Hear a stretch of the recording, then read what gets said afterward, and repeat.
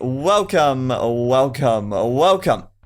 to the fourth and final match in the Chris versus Juan best of 4 set for the Platinum League of the Empire Collective Cup. The score is currently 2-1 to Chris, and what an awesome set of games that we have seen so far. Chris the legend, as Lord Arias says in the chat, he indeed is a legend, but let's not discredit Juan. Juan has played some great games as well, and I'm hyped. I am hyped and I am sexy for this last game.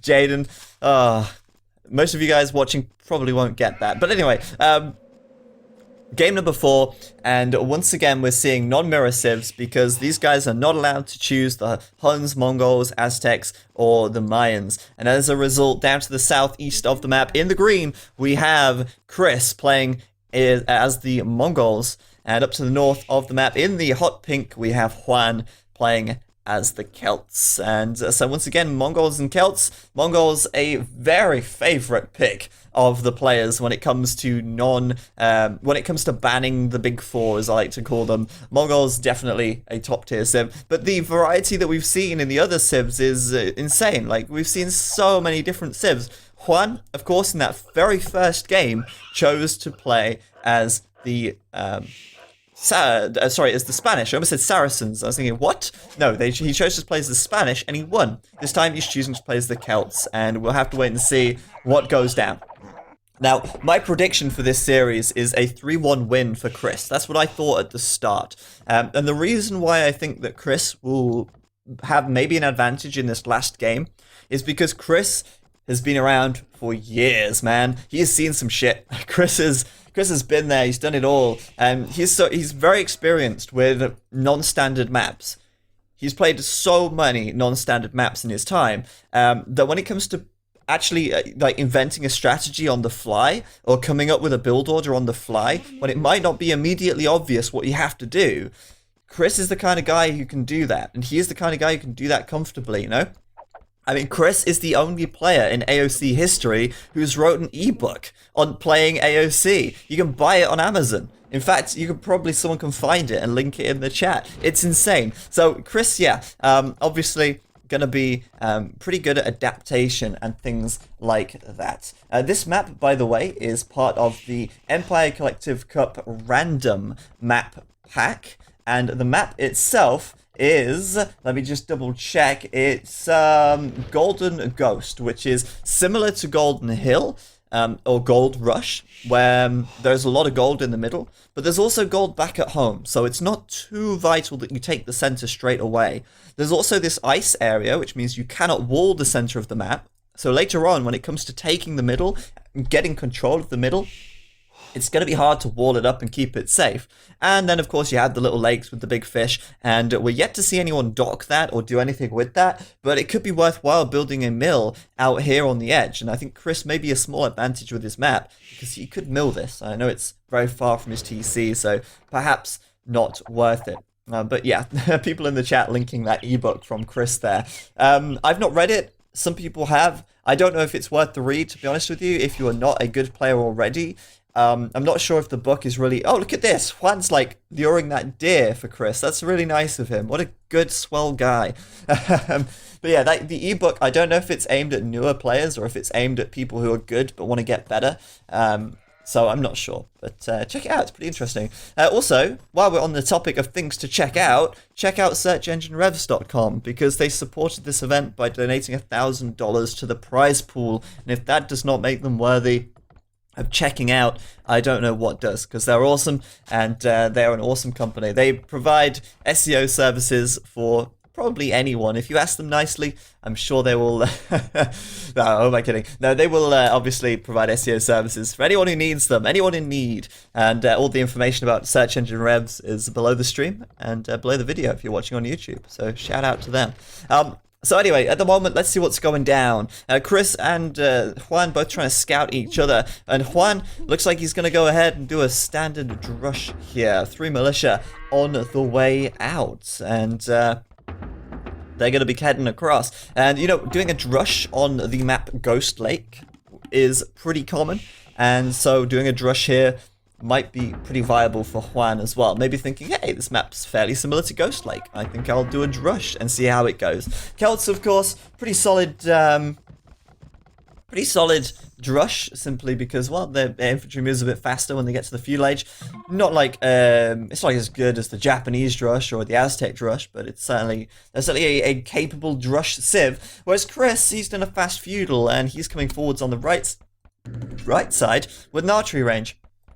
This militia here getting caught out by the scout at the back, and since this scout has +2 attack, Chris probably is going to kill this militia, and solving the problem at the cause, at the root, before it even gets to his base. One militia down, and got a spearman out as well to very easily deal with Juan's scout cavalry. I think Chris is in the zone. That first game might have just been a warm-up for him, but another spear out, and on the front, skirms coming out of this archery range. He's not taking any gold, and in fact, where is Chris's gold? It's way out on front. It's horrible. It's horrendous. Don't even look at it. It's disgusting. No, he could easily wall that up, actually, with a little wall. I know he can't, because he can't wall on the...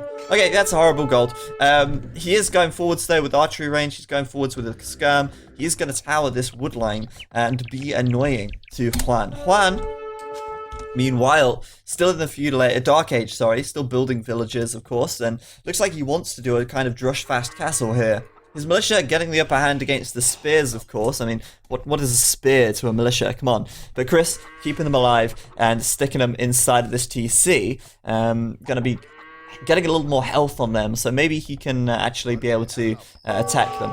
Now, the downside I see here is that with Chris building this tower on the front, sure, that's great. I mean, he's going to push Juan away from this wood line, force him to build a new lumber camp back here, which is kind of awkward because Juan actually doesn't have any wood right now. Oh, wait, no, he did. All right, thank God for that. I was going to say, if he didn't have the wood, he'd be really, really screwed. But because this tower is here, that kind of means that Chris can't put a tower on his gold right now without taking more stone. And since that gold's really far forwards, Chris basically has to either tower the gold or somehow defend it. At the moment, obviously, Juan's not going to be pressuring his gold, but these militia here coming in at the back, maybe going to push these villagers away from the wood. Maybe they're just going to stand next to the villagers and just admire them as they chop the wood. Like, hey guys, how's it going? What's going on? I see you chopping wood over there. Let me not attack you, because that's totally not my purpose in life. Juan, I don't know, maybe just scouting? Yeah, he's not realistically going to be able to kill a villager here, but he could at least try and prevent them from working. That's something he could do. But yeah, anyway, Juan here, he's looking fine right now. He's made a couple more militia, which is interesting. In fact, he's still making militia, and that is why he's not attacking with these militia here. It's because he's waiting. He's waiting for reinforcements. He is waiting for his fellow militia to reach them, and he's going to do man-at-arms right now. 3, 2, 1. Man-at-arms, do it. He knows, yeah, he could do it now, but he's not doing it there yet. He's doing it now. So, man-at-arms coming in.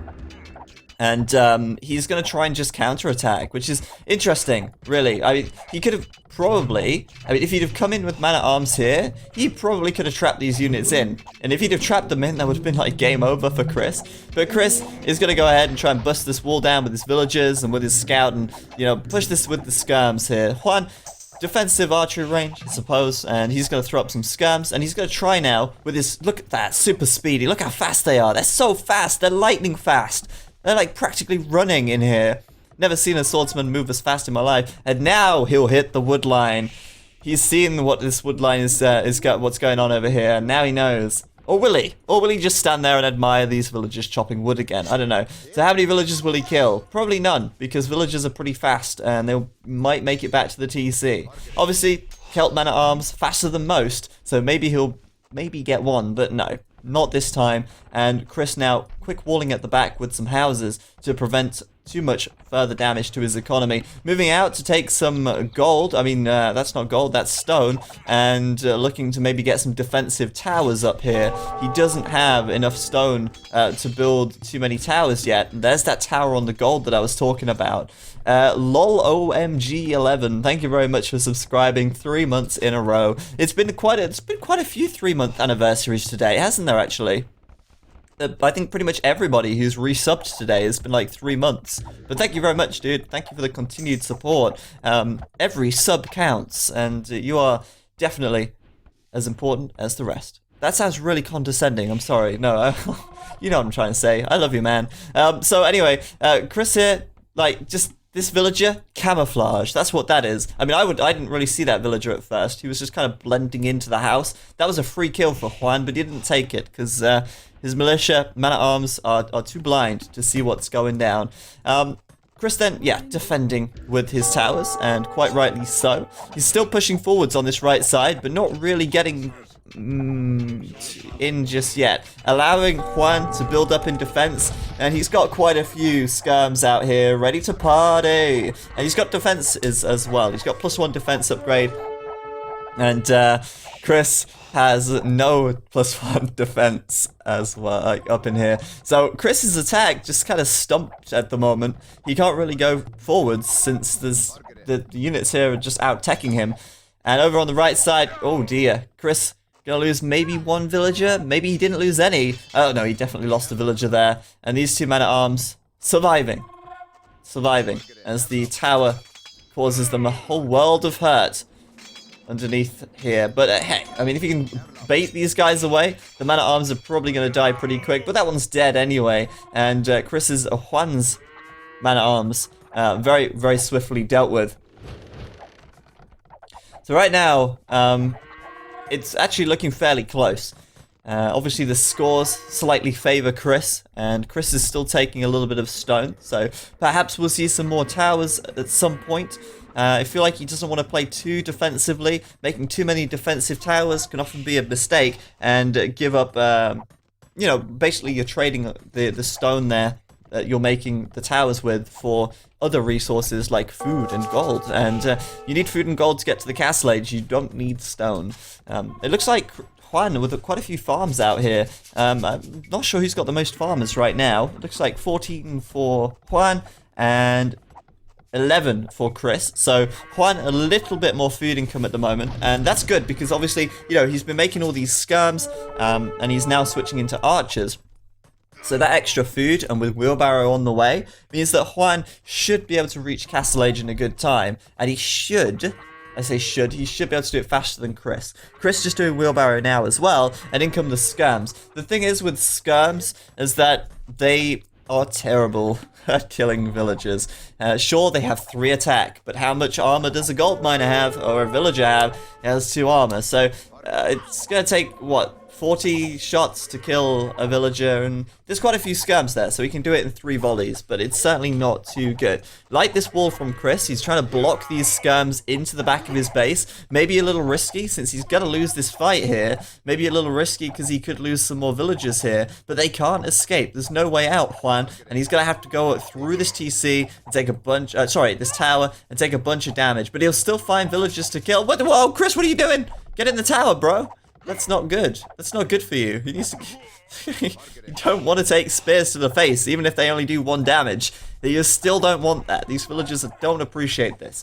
Another problem for Chris right now, big lack of map control, unable to take berries. And Juan is just moments from the castle age. Chris, with only a single archery range in his own base, no archery range on the front, he's not got the production to throw these skirmishes or send these skirmishes home. He also doesn't have +1 defense. He's not researched that yet, and I feel like this game is now looking more and more like it's going to be Juan's by the moment. It's really coming to Juan's favor very quickly here as he picks off more villagers and finds a big army advantage, finds the castle age a little faster.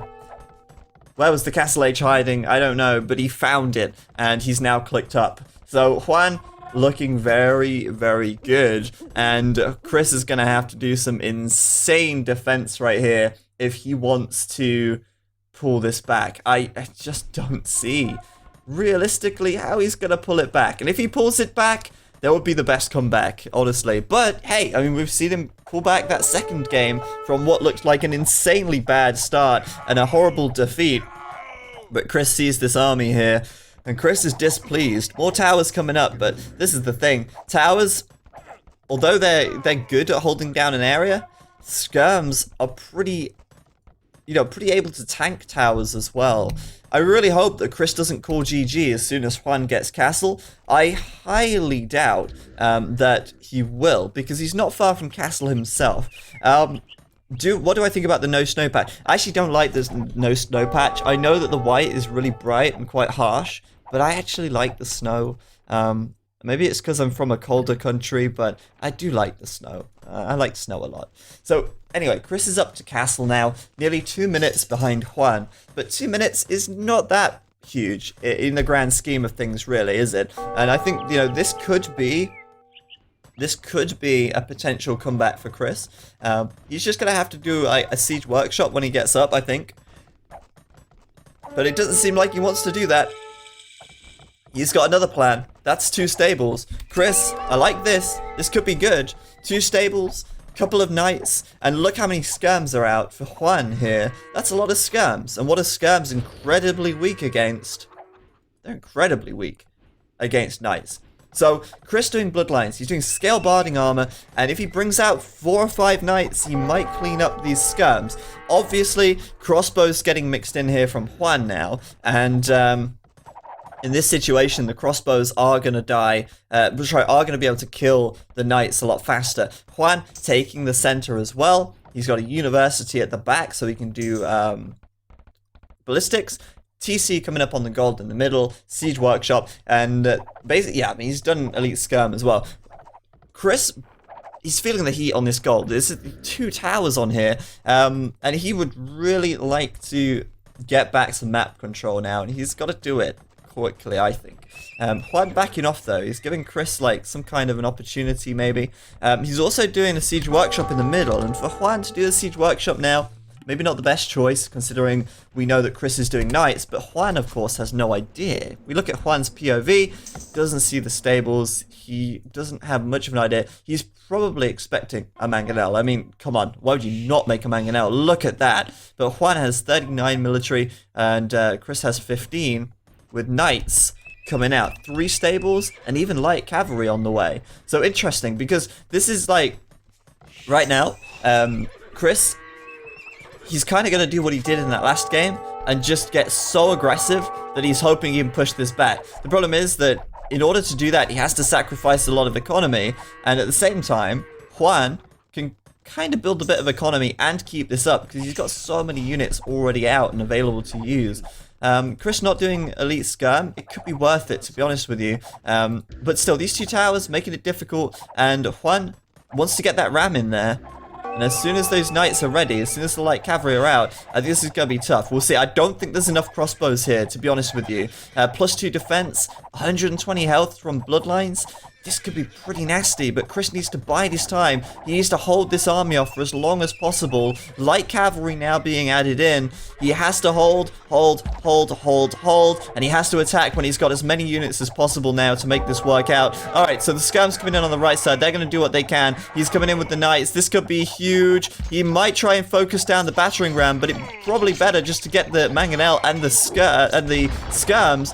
Great play by Chris. He's going to clean this up on the front. He's lost his tower, but he killed the ram, and now all of these skirms are going to go down. So a fantastic play by Chris there.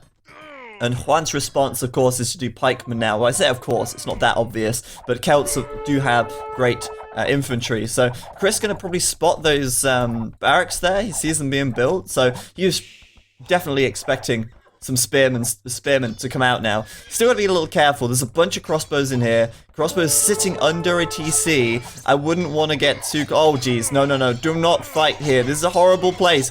Chris, no. Chris, no. Oh, God. That mangonel there doing a bunch of damage to these guys at the back. He is staying in. This is ballsy. So ballsy. Why? Why is he fighting in there? This TC has got bodkin arrow. The mangonel at the back, firing in. But hey, okay, he's gonna probably clean up these crossbows. That was... Oh, Juan! He just killed his own units!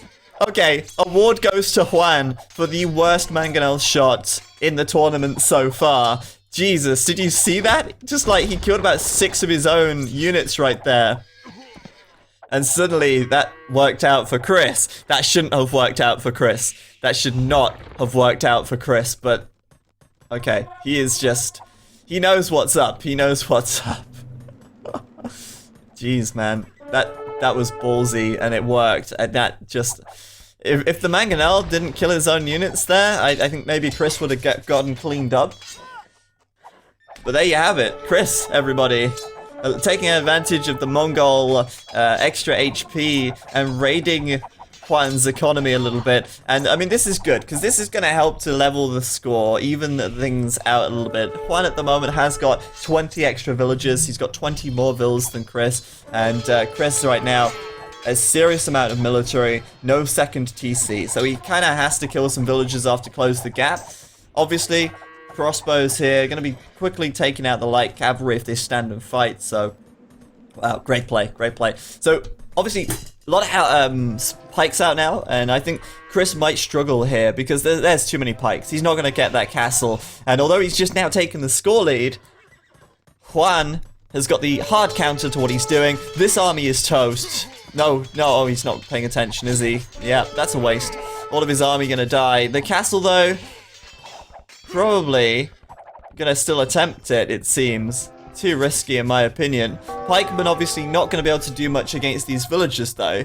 And so he's going to back off, it seems. Like, come on. He's got to be able to stop this. Where's the crossbow at when you need him? Well, they're in the back of his base. So, great timing by Chris there. Actually go and attack the back. The crossbows went back to his base. And then, looks like he's just conceiving the middle. Chris is going to get the castle. I'm amazed at that. And I think really the reason Juan just...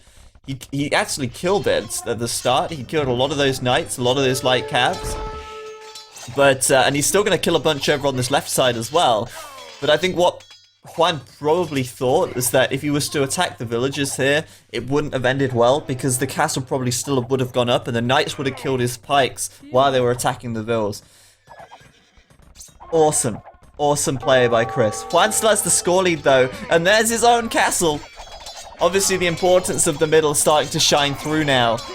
And with the crossbows here, with the pikes in the front, I don't think that Chris is going to stop this castle either. So, both of them going to get the castle up in the middle of the map. And they're holding it down. Honestly, I think Juan's castle is a little better, since he will guarantee safe gold. Whereas Chris's castle here, Chris's gold here might be hittable with this. Still... interesting game so far, and Chris now going with a counter-attack with about a combined health of 10 on these units. Look at this. 2, 3, like there's so little health on these scouts, but he's going in. Chris, of course, up against a wall. Juan defending himself back here. Oh man, this is so close. This is so close. Chris is playing so well. I don't want to say that Chris is playing so well, because if Chris was playing so well, it wouldn't have got to the point where he needed to make a comeback. But he is playing well right now, and he's doing what he needs to do to try and level this game out. He's still 30 villagers behind though, and he is still 15 military behind, so it makes sense for Juan to have this score lead. But Chris has killed nearly double the units of Juan right now. He's got 101 kills to 67 losses. Which is awesome. Killing some villagers in the back, leveling out the economy scores, trying to raid, and that's what the Mongols do really well, and that's raid. Another castle from Juan though, and that's going to help him hold down the middle even more, and I don't think Chris is going to be able to get a counter castle up. Maybe he could castle this right side though, because this castle here, it's already up at this stage. There's no villagers around for Chris to build another castle there. Maybe he could do it here. Maybe he could even drop one on his economy, Juan's economy. Because as important as gold is, as important as the center is, it's nothing if you don't have food or wood to go with it. So Chris just focusing on this, and this over at his eco, trying to push that back. But now there's a ram rush coming in from Juan, and Chris is going to spot that now through the fog of war, ever so slightly, approaching slowly. A lot of cavalry though. So light cavalry, +2 defense, so 4 pierce armor. Might be able to defend this. I mean, Mangadai at the back, attack bonus against battering rams, might be able to take them out.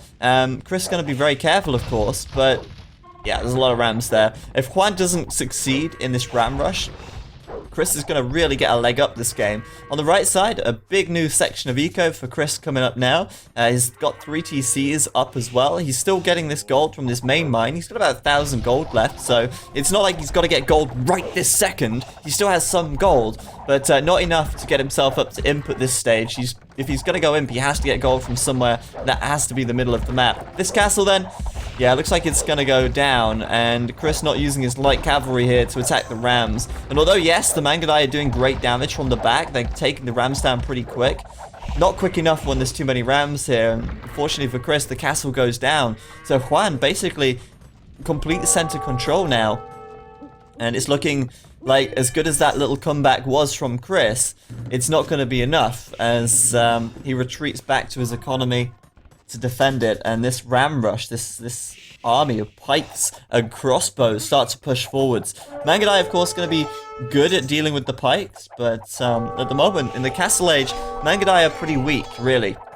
You know, they certainly lack the strength that they gain when those upgrades come in. I mean, that's just obvious, I guess, but they kind of suck. The price that you pay for the Mangudai, it's not worth it in the Castle Age, really.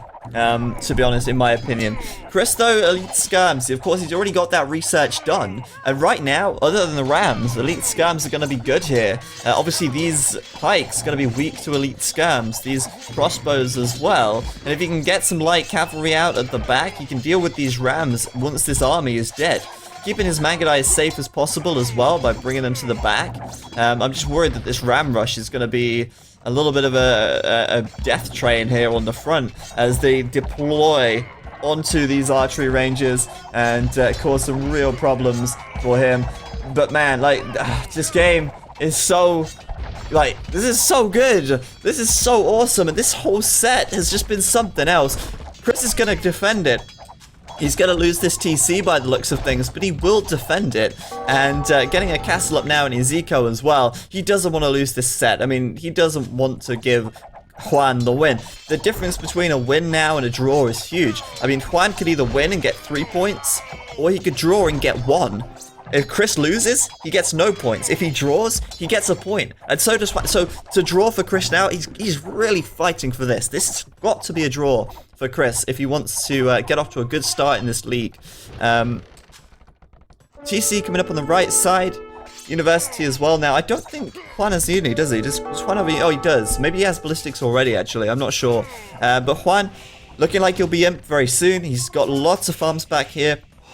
More castles coming up in the middle of the map. And, you know, if you guys cast your mind back to the very first game in this series between Bagiofro and whoever his opponent was in Series 1, my memory is absolutely terrible. Oh, man. What am I talking about? I'm not drunk, guys. I promise. I'm not drunk. If you cast your mind back to Bagiofro in the first game, he won that game without gold, but he did it because it was in the early game. At the late game, when your opponent's imp, or going imp, and you've got no gold, that's a problem. And, I mean, as well as Chris keeps pushing this back, and as well as Chris keeps defending, that's about all he is doing. He's not able, it was against Tato. Yeah, that's it, it was against Tato. Sorry, I'm just so tired right now, I'm so not with it. But yeah, Juan's up to imp, and as well as Chris is able to defend and keep defending, to actually win from this position is going to be incredibly hard. He is about to, and nearly there, take the score lead, but once Juan gets imp, he will retake the score lead really well. So, at this stage, there is no chance in hell that Chris will get imp, and there's no chance that he will get the castles down in the middle of the map. So, what Chris has to do is go for Juan's economy. He doesn't have any choice in the matter. He has to hit Juan's economy at home. If he can take down his farms, if he can take down his wood, then like I said earlier, the gold is nothing on its own. The chances of him doing that and actually succeeding is slim, and he's got a very small amount of time to do it, because as soon as Juan gets imp, things are going to get very tough. 4 castles, you can bet your ass that there's going to be a lot of woadies coming out into Chris's eco very soon. So he's going in, he's going to make this play, and Juan going to hit imp. I almost don't think, I know, I don't know. It's a toss-up. It's probably about 50-50 whether he'll GG now. Chris, not GGing yet. Yes, Chris, go Chris. You can do it. You can do it. Max Scorp out for Juan. Awesome. You don't see that too often, but obviously Celts, faster firing siege, laying out the damage here. Even these Mangudai cannot deal with the Scorps, and Chris is on the ropes right now. He really is. Castle coming up on the front, and this army is just gonna get obliterated by the Scorps, it seems. Loving it. Juan, heavy Scorpion coming in. Chris gonna try and get this castle up on the right side. It's been so long since I've seen heavy Scorpion in an expert game like this. Chris just gonna be pumping out the units all day long. Like I say, no way, no chance is he gonna reach the Imperial Age this game.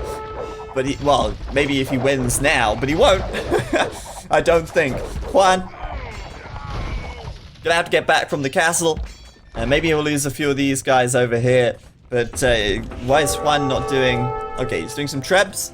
I was gonna say, why is he not doing Wodies? He can afford to do some. At the moment, I don't know if he's just trolling or what. I mean, Scorpions are obviously pretty strong for the Celts, and he's gonna just go for Scorps anyway, because he can. And bringing some trebs out here to bring down the castle on the front from Chris. Nicely played by Juan this game. I love the way Chris plays. I love his style. It's so fun to watch Chris play, because I mean right now he's kind of playing outside of the box, and I think he realizes that this game is probably lost, but he's going to try and make something work. He's going to do his very best to make something work. And a Mangonel out here, so you know, not going to flatten the Scorps, but might be able to do something. But he's not going to defend this castle. He may bring down this TC. He's still like raiding Juan's economy like crazy, and a villager count right now is still 30-40 advantage for Juan, but Cristo has the small military advantage. The problem is, he's up against like Imperial Age units now, and Fura Celticas coming in for Juan as well, so things are gonna get tough. Extra HP, gonna be very tanky Scorpions up in here. That castle's down, and it's only a matter of time until Juan is focusing on Chris's eco here. So what's Chris gonna do? I mean, he's kind of got to get Imp, I guess, if he's got a chance now. Either that, or really just go ham and just throw everything he's got at Juan's economy. But he's building another castle. Where's the castle going to be? I'm unsure. There it is, at the back here. Building them really, really defensively. Making a shit ton of light cavs. Like, there's a lot of light cavalry out, and I guess that's what the Mongols are good at. But as time goes on, Juan is going to really start pulling more of an advantage as those upgrades come in. 75 HP on these guys here. Trebs coming forwards. They're going to start clearing out the front of Chris's economy. Ball of Wax. I was supporting Chris at the start of this game, to be honest with you. But, I mean, Juan is all over this right now. I mean, without any gold, Chris is really scuppered at this stage of the game. And just look how much gold Juan has coming in. Like, Celts are one of the best, if not the best, late game Civ. You know, with their insane siege. And he's amassing Scorps. He can afford to do that. You don't see that normally because players can't realistically afford to do it. But right now, Juan has like 30 Scorpions out. He's got 48 military units, roughly 30 Scorps, which is loads. So many. And he's spending like all of this wood and all of this gold just on Scorpions. Siege engineers now coming in. And Juan's taking his sweet time. Taking this victory, I think. Kind of just playing a fun game for the hell of it. Gonna clean up these light cavalry, of course. Mass Scorpions are potent, to say the least. Even skirmishers here gonna take a real beating from them. Down goes the battering rams, and yeah, just waiting for the GG from Chris here, I think. Scorpions, oh, you gotta love them. You gotta love them, though. I mean, they're so good. And there's GG from Chris. A very, very good game from both of them, really. I mean, I know that Juan was so dominant in the late game, but that was so fun. That was a really nice game, and to see Chris like coming back from these positions where it looks like it's just over, and then just doing exactly the right thing, cleaning up a bunch of these like units and then pushing right back out again. It's so good. Though, like I said, the problem is, as many times as he's pushed back and defended himself, he wasn't able to get momentum and turn it around. He did that in the second game pretty well, but this time it didn't happen, and Juan had too much control with the 3 castles in the middle for Chris to be able to destroy that from the castle age. And without gold, yeah, he wasn't able to take the castles down. But they were really, really good games, and really fantastic play by both of them. A well-deserved win by Juan. And, you know, I expected a 3-1 for Chris, but it ended up going 2-2. Hang on a minute, I'm really confused. It's 2-2. It's a draw. That's why you were saying I was drunk. I get it now. I get it. I'm really sorry. I said I was tired. I thought the score was 2-1 to Juan at the start of this game, but it was 2-1 to Chris. So here's me talking about how Chris needs to get the draw by winning this game. Now I know why you're calling me a drunkard. I think all of the energy drinks gone to my head, but that was an awesome set. So awesome that I've totally lost all of my mental ability, which there wasn't much in the first place, so my brain has been reduced to mush. But no, awesome stuff, 2-2. It's a draw, and I'm going to go ahead now and update the league tables and put these scores in. Trust me, I'm going to get this wrong. So, did Chris win the first game? No, Juan won the first game, and then Chris won the second game, right? And then Chris won the third game, and then Juan won the last game. So that's it. Okay, and then it's a tie overall. Submit those scores, and now we have the updated scores on the Platinum League scoreboard. There it is, and we're getting there. Still Viper and Loiser to play tomorrow, and MBL and Say My Name, VNS Yellow, they are going to play next week because MBL is currently on holiday. The slacker, how dare he? No, MBL's on holiday right now, so he won't be able to play until